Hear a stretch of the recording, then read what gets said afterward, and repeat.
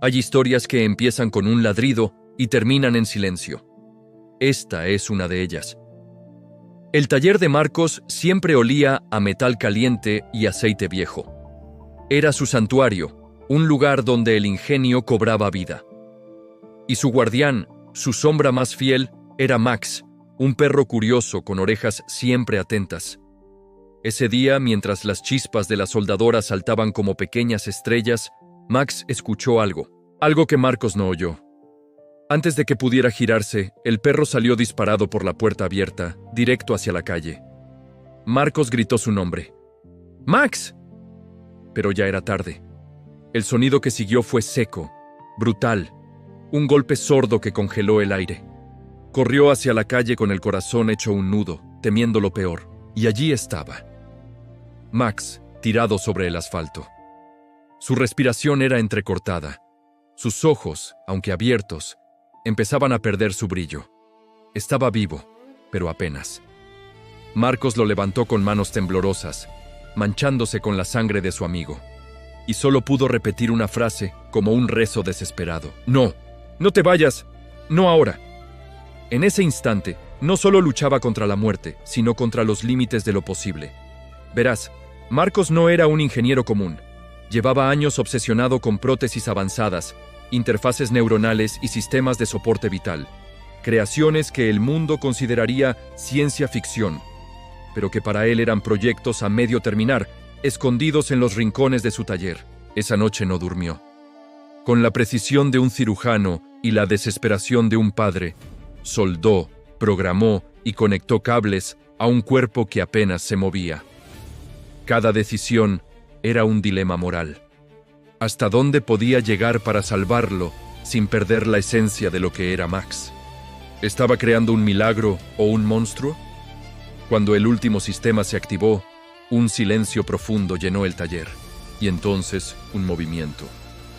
Max abrió los ojos. Una parte de su cuerpo ahora brillaba con placas metálicas y circuitos que se iluminaban suavemente bajo la piel. Su corazón ya no latía solo con sangre, sino también con energía. Estaba vivo, pero ya no era completamente el mismo. Max había renacido.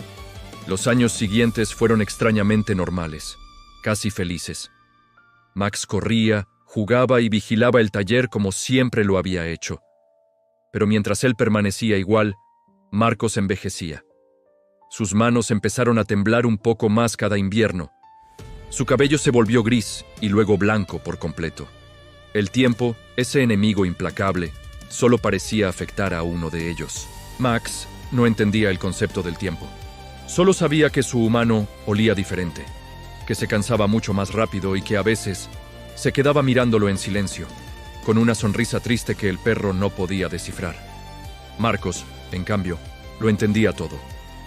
Una noche, mientras acariciaba la cabeza metálica de su compañero, le susurró: «Tú no vas a envejecer, ¿verdad, viejo amigo?». Max inclinó la cabeza sin comprender las palabras, pero sintiendo el peso de la emoción detrás de ellas. La pregunta que flotaba en el aire era devastadora. ¿Marcos había salvado a Max? ¿O solo había condenado a su amigo a una despedida mucho más cruel y solitaria? El día que Marcos murió fue un día silencioso. No hubo accidentes, ni máquinas ruidosas, ni chispas, solo una cama. Una respiración que poco a poco se apagó y una mano que, de repente, ya no respondió a las caricias de Max. El perro se quedó junto a él, inmóvil, procesando una ausencia que no estaba programada en sus circuitos. El olor de Marcos seguía allí, impregnado en las sábanas, pero él ya no estaba. Por primera vez en su existencia, el mundo no tenía órdenes, no tenía propósito. Llevaron a Marcos al cementerio. Max lo siguió, una sombra silenciosa y metálica entre la gente vestida de negro. Nadie tuvo el valor de alejarlo. Cuando bajaron el ataúd a la tierra, Max se sentó frente a la tumba recién cavada, y no se movió. Había encontrado un nuevo propósito: esperar. Pasaron los años. Las estaciones dejaron sus marcas en el cuerpo de Max. La lluvia oxidó sus placas de metal. El sol abrasador quemó sus sensores ópticos. La hierba y las flores silvestres crecieron alrededor de la tumba y de sus patas inmóviles. Los pocos que pasaban por allí decían que era solo una máquina vieja y abandonada, un trozo de chatarra. Pero Max seguía allí, con la mirada fija en el mismo punto, como si estuviera convencido de que Marcos solo se había retrasado, como si esperara oír su voz llamándolo para volver a casa. Había algo profundamente humano en ese error de cálculo. El ritmo del mundo continuaba, pero el tiempo de Max se había detenido aquel día en el cementerio. Cada día, su reserva de energía era un poco menor. Cada noche, el silencio era más profundo. Hasta que una mañana, mientras el viento movía suavemente la hierba, Max intentó levantarse. No pudo. Sus sistemas, uno por uno, comenzaron a fallar. Los circuitos se apagaron lentamente, como estrellas muriendo en el cielo nocturno. Justo antes de quedar completamente inmóvil, en su último acto consciente, Max apoyó su cabeza metálica contra la fría lápida. Si Marcos había tardado tanto en volver, él podía esperar un poco más. Y así, el perro que no podía morir, finalmente se detuvo. El taller quedó vacío, acumulando polvo y recuerdos. La tumba, ahora custodiada por el cuerpo oxidado de Max, se convirtió en una leyenda local. Algunos dicen que no fue una falla técnica lo que lo detuvo. Dicen que Max simplemente decidió que, si Marcos no iba a volver, ya no tenía sentido seguir funcionando.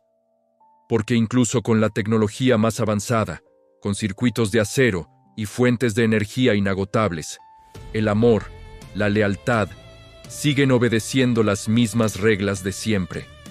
Y algunas promesas, algunas esperas, duran hasta el último latido, ya sea de carne o de metal. Gracias por acompañarme en esta historia.